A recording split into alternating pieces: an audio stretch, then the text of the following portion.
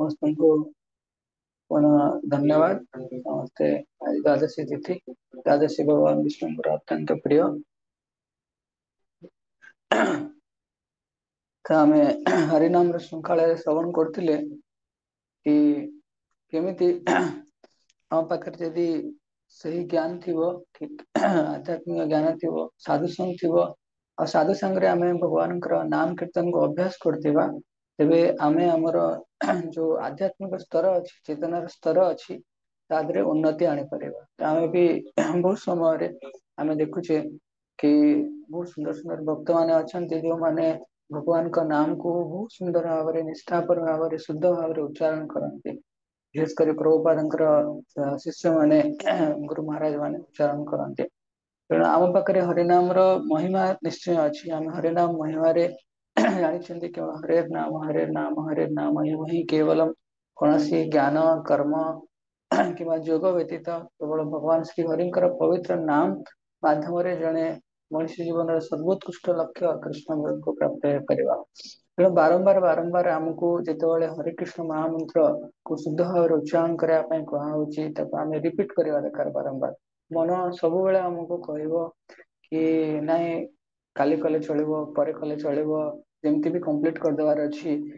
ତ ମନ ସବୁବେଳେ ଆମକୁ ରିପେଲ, ସେଥିପାଇଁ ମାୟା କ୍ୟାନ କମ୍ପେଲ ଅସ୍, ମାୟା କ୍ୟାନ ନେଭର ରିପେଲ ଅସ୍। କମ୍ପେଲ ମାନେ ଆମକୁ ସେ ଆକର୍ଷିତ କରିବ, ଡିଷ୍ଟ୍ରାକ୍ଟ କରିବା ପାଇଁ ଚେଷ୍ଟା କରିବ, କିନ୍ତୁ ସେ ଆମକୁ ଆମେ ଯେ ପର୍ଯ୍ୟନ୍ତ ନ ଚାହିଁଛେ ସେ ପର୍ଯ୍ୟନ୍ତ ସେ ଆମକୁ ଡିଷ୍ଟର୍ବ କରିପାରିବନି। ତେଣୁ ସେଥିପାଇଁ ଆମକୁ କଣ ଦରକାର? ଷ୍ଟ୍ରଙ୍ଗ ୱିଲ ପାୱାର ଦରକାର, ମନୋବଳ ଦରକାର, ସଂକଳ୍ପ ଶକ୍ତି ଦରକାର। କାହିଁକି ନା ଆଧ୍ୟାତ୍ମିକ ଜିନିଷ ଆମେ ଜାଣିବା ଦରକାର କି କୌଣସି ପ୍ରକାର ଅଭ୍ୟାସରେ ସମ୍ଭବ ନୁହଁ, କେବଳ ଅଭ୍ୟାସରେ ସମ୍ଭବ ନୁହଁ। ପ୍ରଭୁପାଦ ସେଥିପାଇଁ ଭକ୍ତି ଯୋଗରେ ଲେଖିଲେ କି ଭକ୍ତି ମାନେ କଣ କି ଡିଭୋସନାଲ ସର୍ଭିସ ଇନ ପ୍ରାକ୍ଟିସ, ଅଭ୍ୟାସ ଯୋଗ। ଭକ୍ତି ଯୋଗର ଗୋଟେ ସେକ୍ସନ କହିପାରିବା, ଗୋଟେ ମୁଖ୍ୟ ବିଚାର ରହିବ ଅଭ୍ୟାସ ଯୋଗ, ଯୋଉଥିରେ ଆମକୁ ଆଧ୍ୟାତ୍ମିକ ଜଗତର ଯୋଉ ପୂର୍ଣ୍ଣତା ଅଛି ସେ ଆଡକୁ ନେଇକି ଯିବ। ପ୍ରଭୁପାଦ ଗୋଟେ ବଢିଆ ଜିନିଷ କହିଛନ୍ତି, ପୁରା ମନେ ରଖିପାରିବ। Success is guaranteed for a rigid practitioner. କଣ କହିଲେ? Success is guaranteed for rigid practitioner. Rigid ମାନେ ଯେ ଷ୍ଟ୍ରଙ୍ଗ, ଜିତ ଖୋର। ଆମେ ଯେମିତି ଭୌତିକ ଜିନିଷ ପାଇଁ ଜିତ କରନ୍ତି, ସେମିତି ଭକ୍ତି ପାଇଁ ଆମକୁ ଜିଦ ଧରିକି ବସିବାକୁ ପଡିବ। Success is guaranteed for rigid practitioner. ଆଉ ଅଭ୍ୟାସ ଭକ୍ତି କଣ? ତା ମାନେ ହେଲା କି ଡିଭୋସନାଲ, ମାନେ ଏଟା ଗୋଟେ କଣ୍ଟିନ୍ୟୁଅସ ପ୍ରାକ୍ଟିସ, ଇମ୍ପ୍ରୁଭମେଣ୍ଟ। ଅଭ୍ୟାସ ଯୋଗ ମାନେ କଣ୍ଟିନ୍ୟୁଅସ ଇମ୍ପ୍ରୁଭ ହେଇ ଯାଉଥିବା। ଆଜି ଆମେ ବଢିଆ ସେ ଭକ୍ତି କଲେ, କାଲି ଆହୁରି ଉତ୍ସାହ ସହିତ ଭକ୍ତି କରିବା, ଅଧିକ ମାଳା କରିବା, ଅଧିକ ଭଗବାନଙ୍କର ନାମ ନବା, ଅଧିକ ଭଗବାନଙ୍କ ସହିତ ତଲ୍ଲୀନତାର ସେବା କରିବା। ତ କଣ୍ଟିନ୍ୟୁଅସ ଷ୍ଟେଜେସ ଅଫ କଣ୍ଟିନ୍ୟୁଅସ ଇମ୍ପ୍ରୁଭମେଣ୍ଟ। ଆଉ ଯେତେବେଳେ ଆମେ ପୂର୍ଣ୍ଣତା ଆଡକୁ ପହଞ୍ଚିବା, ପୂର୍ଣ୍ଣତାରେ ପହଞ୍ଚିଯିବା, କମ୍ପ୍ଲିଟନେସ ପରଫେକ୍ସନ ପଳେଇ ଆସିବ, ଏଟା ଗୋଟେ ଷ୍ଟେଜେସ ଅଫ କଣ୍ଟିନ୍ୟୁଅସ ରିଲିଜମେଣ୍ଟ। ସେତେବେଳେ ଆମେ ଆନନ୍ଦ ଅନୁଭୂତି ବର୍ଦ୍ଧନ। ତ ସେଥିପାଇଁ ଆମେ ଯେତେବେଳେ ଆମର ମ୍ୟାକ୍ସିମମ୍ ପ୍ରୟାସ କରିବା, ହେଲା, ମ୍ୟାକ୍ସିମମ୍ ପ୍ରୋବ୍ଲେମ ହୁଏ କି ଆମେ ଆମ ପ୍ରୟାସରେ କମ କରିଦିଅନ୍ତି।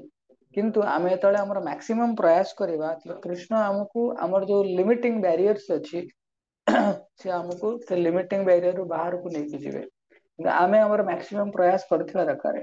ତ ପ୍ରତ୍ୟେକ ଦିନ ଆମ ପାଖରେ ବାହାରି ଆଉ ଆନ୍ତରିକ କିଛି ଚ୍ୟାଲେଞ୍ଜେସ ଅଛି, ଚୁନୌତି ଅଛି, ତାକୁ ଆମକୁ କଣ କରିବାର ଅଛି? ଷ୍ଟ୍ରଗଲ କରିକି ତାକୁ ସରପାସ କରିବାର ଅଛି। ଅର୍ଥାତ ଆମେ ପରିଶ୍ରମ କରିକି ମନକୁ ନିୟନ୍ତ୍ରଣ କରିକି, ହେଲା, ପ୍ରତ୍ୟେକ ଦିନ ଉତ୍ସାହର ସହିତ ଭଗବାନଙ୍କର ନାମକୁ ନେବାର ଅଛି।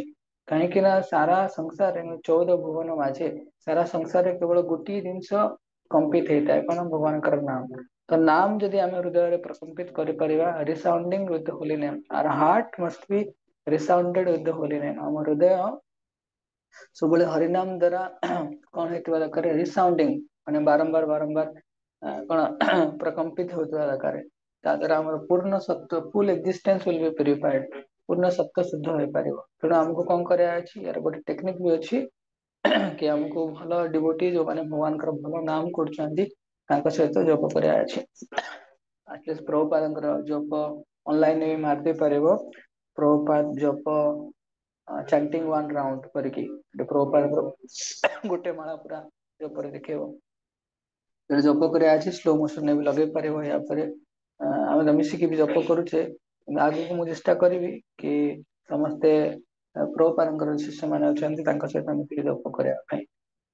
ଠିକ ଅଛି, ତ ଏ ମନୋଭାବ ନେଇକି ଆମେ ଆଉ ଷ୍ଟ୍ରଙ୍ଗ ସଂକଳ୍ପ ଶକ୍ତି, ଦୃଢ ସଂକଳ୍ପ ଶକ୍ତି ନେଇକି ଆମେ ଭଗବାନଙ୍କର ନାମ କରିବା ଦରକାର। ତ ଆସନ୍ତୁ ଆମେ ସମସ୍ତେ ବୈଷ୍ଣବ ମାନଙ୍କୁ ପ୍ରଣାମ କରିବା। ବୈଷ୍ଣବ ମାନେ ବାଞ୍ଛା କଳ୍ପତରୁ ସଦୃଶ କ୍ଷମାଶୀଳ ପତିତ ଜୀବନଙ୍କର ଉଦ୍ଧାର କରେ।